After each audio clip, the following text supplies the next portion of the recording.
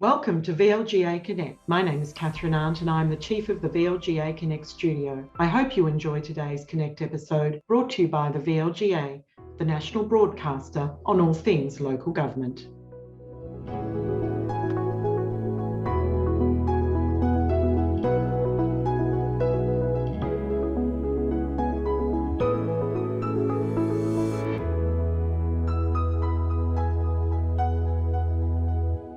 Hi everyone and welcome to another edition of VLGA Connect and a special episode today. We're going to dig into the science and the art of deliberation because there's a fabulous new resource out there thanks to some friends of local government that we've worked with and many of you would have. I'm delighted to have Keith Greaves and Nicole Hunter with me, co-founders and directors of Mosaic Lab. Hello Keith. G'day Chris, how are you? Good to see you. Well, thank you, and hello Nicole. Hi Chris. And Nicole, I think you also carry the title of Managing Director of Mosaic Lab, is that right? I do. It sounds important. It does. It does. We don't know. We just say, just ask her. She'll tell you. Sounds like a big responsibility. We should mention, of course, we've done some work in the past with Kimbra as well, who's part of the team there. But we thought we'd put you two on the hotspot today. Now, tell me about Facilitating Deliberation, a practical guide. This is being described as the big book of deliberation. Why do we need a book like this, Keith? Gosh, I think the first reason for us, Chris, was we've learned so much by making lots of mistakes over the last 10 years that we thought we should share that knowledge and understanding. And I'm sure Nick will remind us of the moment when we kind of wish we had our hands on something like this when we started out on this journey. So we've kind of done it. Bottom line, Chris, in the spirit of sharing, this is really complex stuff. We wanted to share what we know. Hopefully people will take it, improve it, help us get better with our practice as we move forward together. So Nicole, what was that moment where you thought we really need to capture this in a book?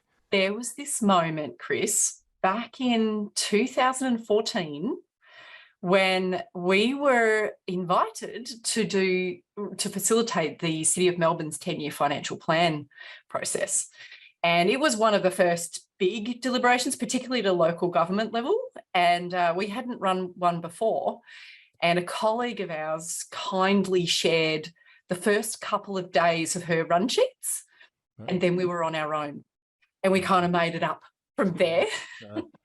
And it was like, well, wouldn't it be good if there was a manual? And, you know, that's nearly, 8 years ago. And so much has changed in the space. So many local government areas have tried deliberation in many different forms. So we just learnt a lot. And we wanted to highlight a bit the role of facilitator as well, just hone in on that craft a bit. So yeah, it was an opportunity to leave a legacy, an artifact of the time.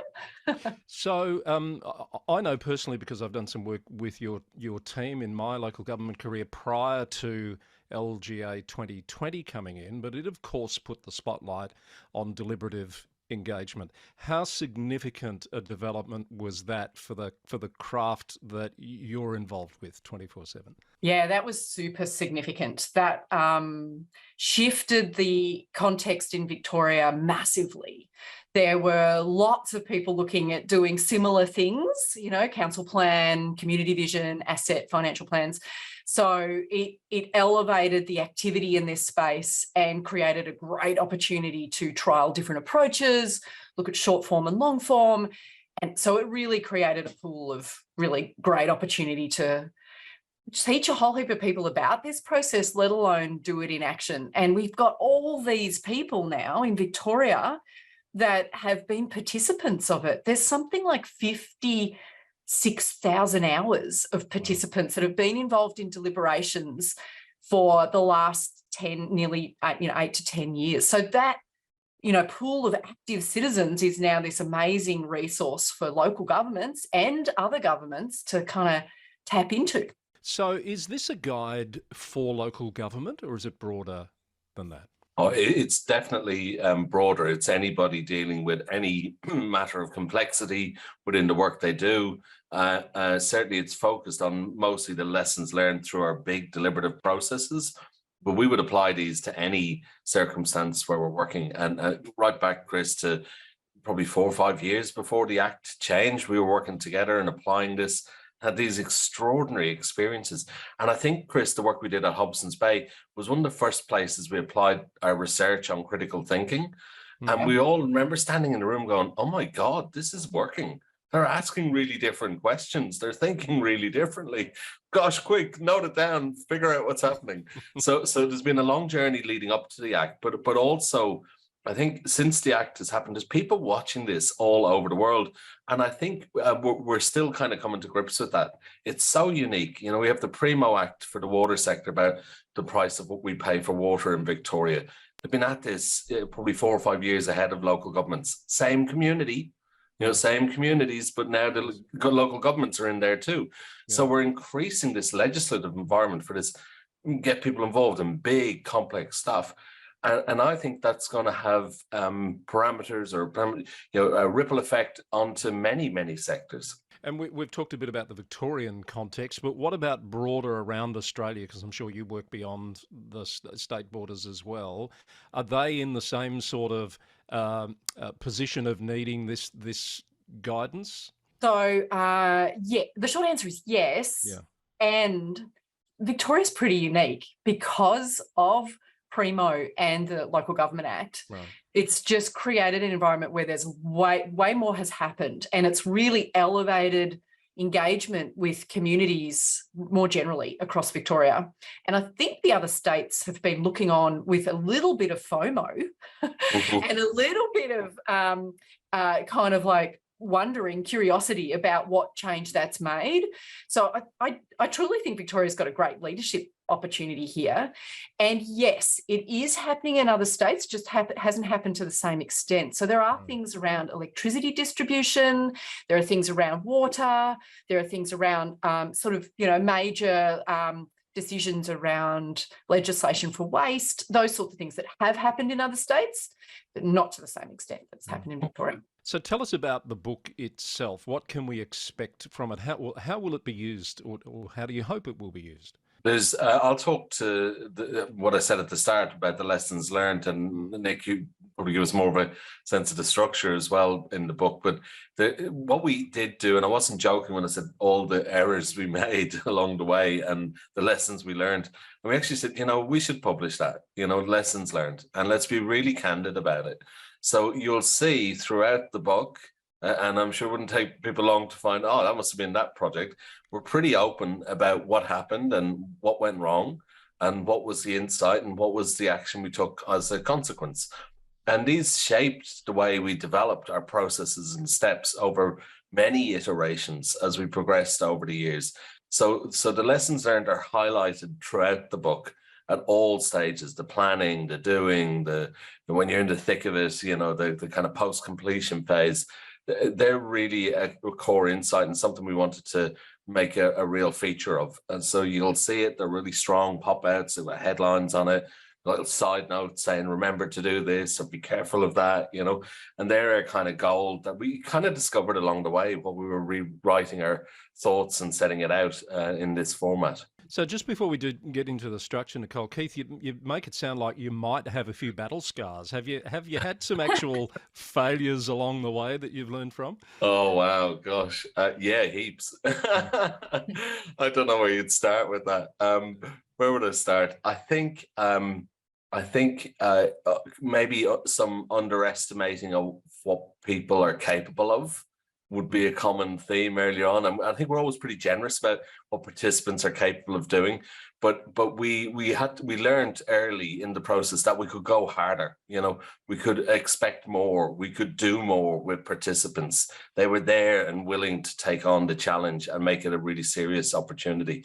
So very quickly kind of turning that tables from let's really dramatically reduce the talking at people, give them the dialogue or the information that they need, allow them the space to get into that and digest it, and work very differently with so-called experts or people who do have a higher level of experience in a certain area, but really allow that exchange and dialogue to take place and kind of defend that at every opportunity. So I think that was a very quick lesson we learned and started getting into every facet of the work that we did. So Nicole, in terms of the way the book's structured, how do you expect it will be used?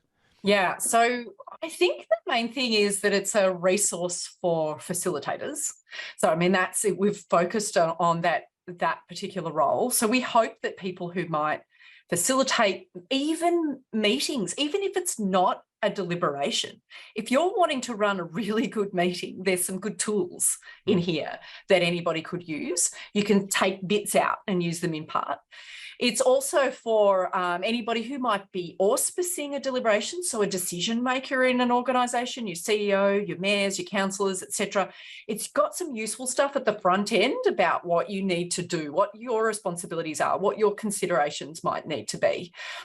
So practitioners, decision makers, both of those we hope might pick it up and kind of thumb through it. It is a guide, so it helps you at the back. There are things like mock run sheets, there's timelines that help you map out how long this thing might take to plan. You know, there's a whole heap of practical stuff in there. So we hope it's used at the practical end and gets really dog-eared and sticky noted and those sorts of things so people can use it. So as we've established, it's been in development for a while. Keith, there's a section in there about online deliberation and obviously a nod to what COVID-19 has done to the world of deliberation.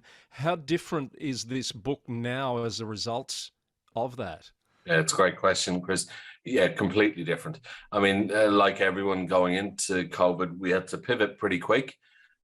We had a number of panels that were on the horizon, maybe, Nick, about 14 or 15 panels, big panels, multi-day processes over months and months and hundreds of people. And, if you'd have asked us back then, we would have said, this isn't going to work. We have experimented a little bit online, but, like all of us, we'd no choice. So we learned more in the last 2.5 years than we did in the first 7.5 years of doing it.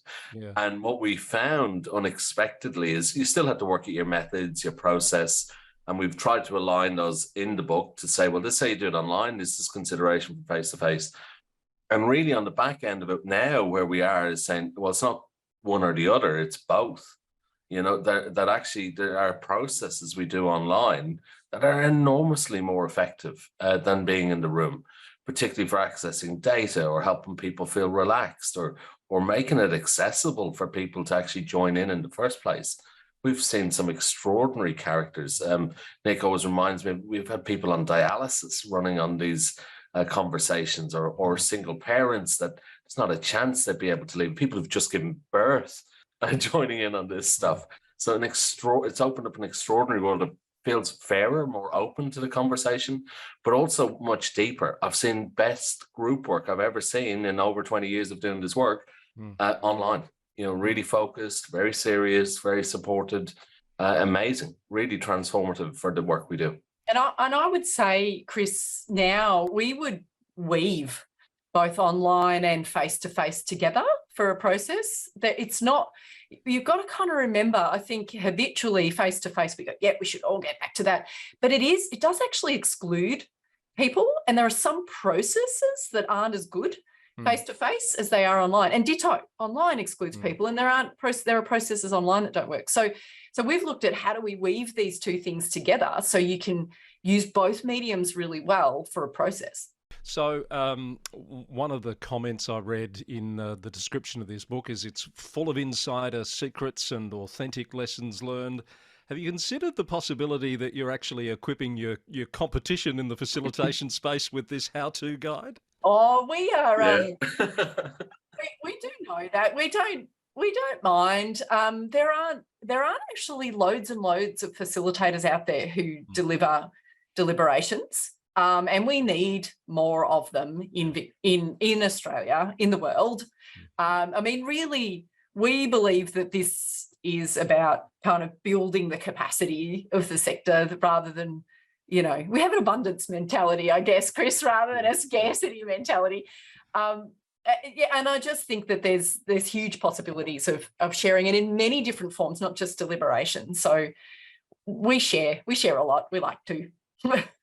And I think I'd add to that, it's kind of the more people understand about this, the better we can collaborate. It has to be, it's not about us dropping in and go, right, Chris, here's your 10 things to do. You stand back, we got this.